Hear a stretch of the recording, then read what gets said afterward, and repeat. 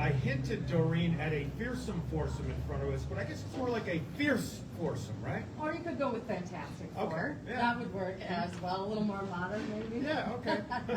Well, in front of us, we have Rebecca, Cookie, Beth, and Dr. Dave Margolis here. Now, the Rebecca, Cookie, Beth are all nurses here at Children's, and of course, we all know Dr. Margolis, the pediatrician in chief, and a whole slew of other things, world-renowned doctor.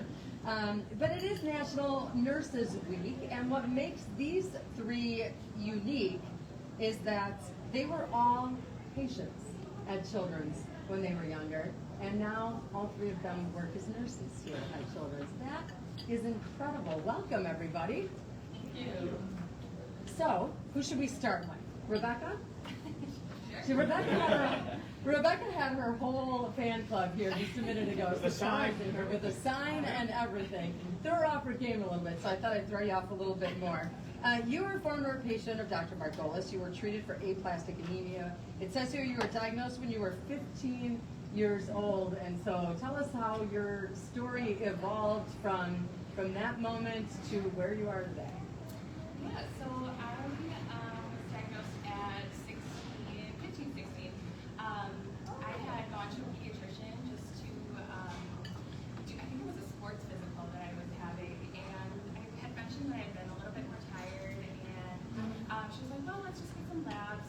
So she got some labs, and I remember she called my mom that night. She's like, hey, I think the lab they messed up on his labs. Let's have you come in again tomorrow and get them redrawn. Come in tomorrow, and we got the call, and we said, I don't think the lab messed up. I think we're going to refer you to Children's.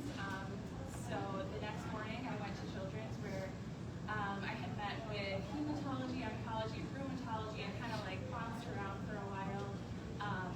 And then I ended up in bone marrow transplant clinic where I met Dr. Margolis, and after a bone marrow biopsy, they confirmed that I did have aplastic anemia.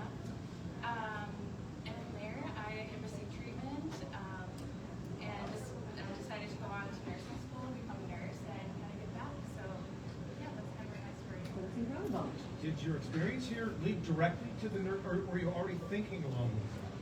Yeah, I kind of always wanted to be a nurse. My mom is an incredible nurse, and she kind of she led me through all of the treatment and such.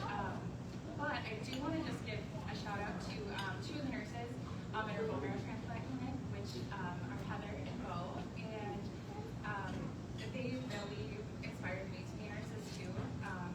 They're just so kind and caring, and even when I was being a sassy teenager, they still showed up and gave me the same kindness that they gave everybody else. So I just love them. And we all love them. And I don't know if they're back there. They're probably in clinic. But they're definitely on your We all as well. love those too, Yes. amongst others, all the nurses. And Dr. Dave, do you have specific recollections? Oh, I remember back. Yes,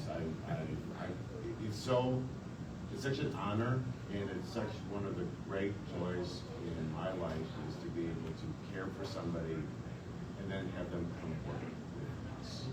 And whether it's a medical student who then becomes a resident and a colleague, or a patient who then becomes a nurse, and the fact that these three have chosen to work in our MACC Fund Center for cancer and blood disorders, that it just should bring chills. If it doesn't bring chills, I'm sorry for you. And it's really one of the great joys, and it's one of the whys behind what we do and why this institution is so special and why this medical marathon is so special. That's just one of the three women. And we'll get to the other two here in a second, but you would think that was unique, right? That there's three here, but not at this place. I mean, you are three of a number of former patients that have now become part of the Children's family. So let's move on to you, Cookie. Cookie Top is also a nurse and a former patient of Dr. Margolis, and you were treated for T-cell lymphoma when you were 12 years old. So again, take us through your journey of then to now. Yeah, so it was the summer of 2012, and I was 12 years old, so I was on a bunch of sports camp, school just gotten out, super excited for the summer, and I started noticing these little bug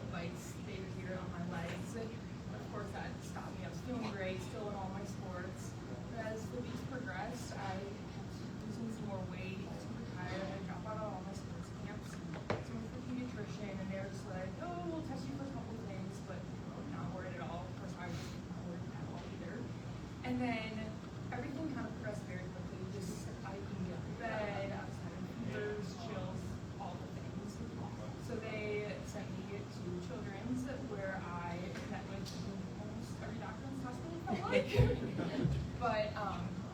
we ended up biopsying a couple of the bumps on my legs, and that came up with the diagnosis of T-cell. So it was kind of a whirlwind, but Yeah, got the and diagnosis.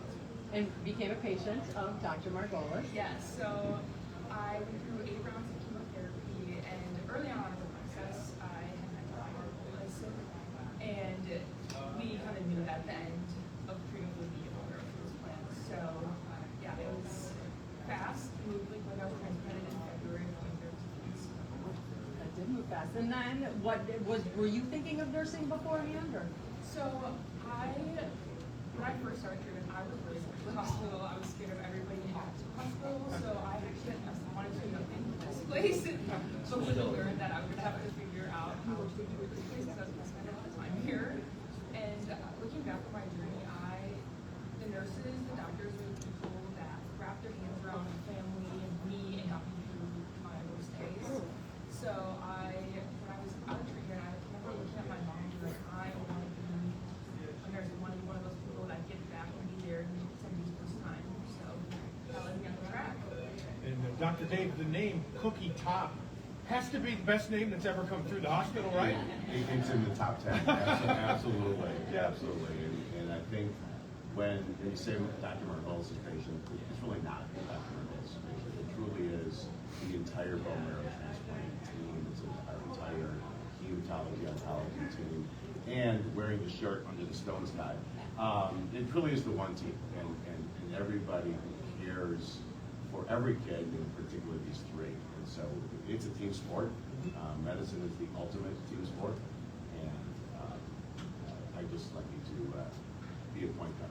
Yeah.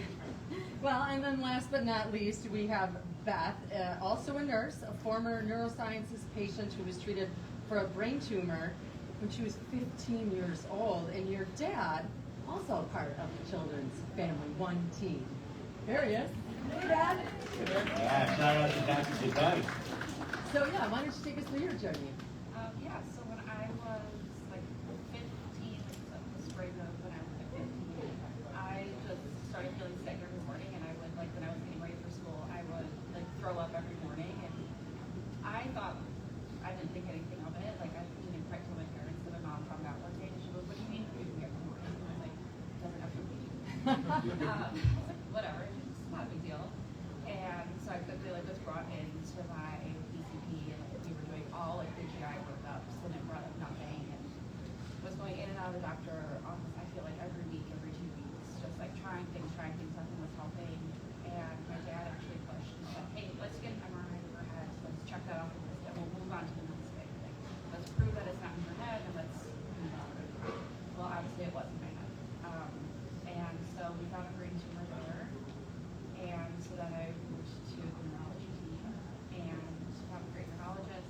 We found like an amazing surgeon in Dr. Wu, and took my tumor out. And my symptoms came back, and I had to have some more surgeries to figure out what was going on after that. So I had some more surgeries again when I was 16.